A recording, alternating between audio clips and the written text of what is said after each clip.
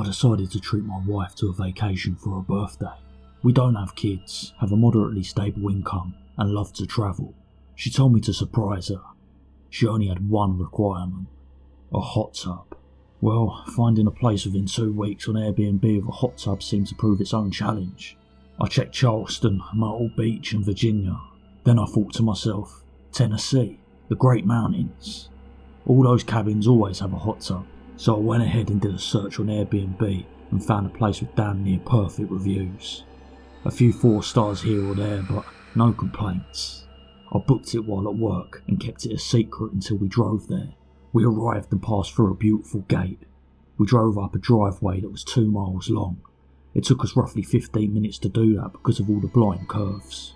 When we punched in the code and walked in, we fell in love. The place was absolutely gorgeous. I plopped down onto the couch and took off my shoes while she went to use the restroom before we dipped into the hot tub. I reached for the TV remote and noticed a paper underneath it. I figured it was a tub guide or something, but it wasn't. Greetings, guests. We hope you enjoy your stay in this cabin. For the best possible experience, please follow these rules closely. We ask you this to ensure your safety and survival. Please step inside before midnight. Under no circumstances do you walk outside. Be sure all doors are locked. If the man in the hood approaches, speak to him only if he speaks to you first. Don't leave food outside. Cabins normally say this because bears, but you don't want to feed them. Before you leave in the morning, please leave us a positive review. Doing this will give you the code to leave the gate in the morning. I didn't tell my wife because, well, she's a scaredy cat. And I didn't want to upset her, and I kind of figured it was some sort of joke a housekeeper left. Still, I'm a pretty paranoid person. We hopped in the hot tub and had a couple of beers, and I must say, it felt amazing. Being butt naked in warm water staring out at the moon and stars over the mountain made me feel serenity. But I noticed it was 10 till midnight. Not trying to scare my wife, I asked her if we could go inside and make some cookies before putting on a movie. As we walked in, I locked the back door and casually checked the front. We baked the chocolate chip cookies and put on some kung fu movie before she fell asleep on me. I was on the border of slipping into sleep myself when I heard. I walked up to the door and peered out the side window. Mr. Boyles, I know you're in there. Please, let's have a chat. Aren't you going to answer, Mr. Boyles?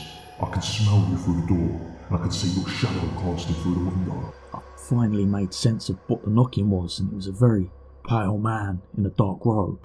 I couldn't see his eyes, but I could see his cracked old mouth. What do you want from me?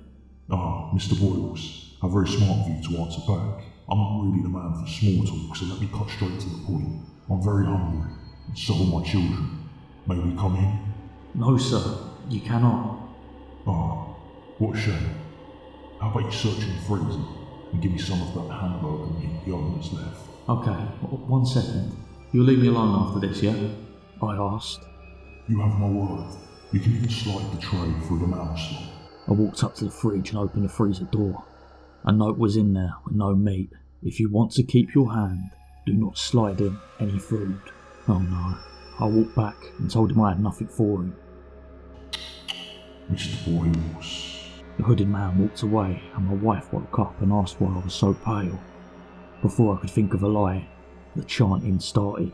I peered out of the window and saw what seemed to be 8 smaller hooded men. They were circling our cabin and chanting. I couldn't quite make out what they were saying because I was shaking so hard. Mr. Boyles, I'm back and I brought company. Kindly open the door so this can all end. All of them started pounding on the windows and doors. My wife was crying hysterically. My senses overloaded. I grabbed the handgun I laid on the nightstand and put it against my head. I just wanted it to stop. All the noise. I was hypnotised. Right before I pulled the trigger, all the little men did this high-pitched scream. I fired the round after my hand jerked and it went through the TV and stopped by the chimney. My wife had tackled me and covered my ears. She knew how bad noises bothered me and wrapped a blanket around us both. I don't remember falling asleep, but I remember the sun being up and I saw where muddy footprints were stomped all over the car. I wrote a positive review and received the code to leave. so if anyone is planning to go to the Great Mountains, be wary of the hooded man.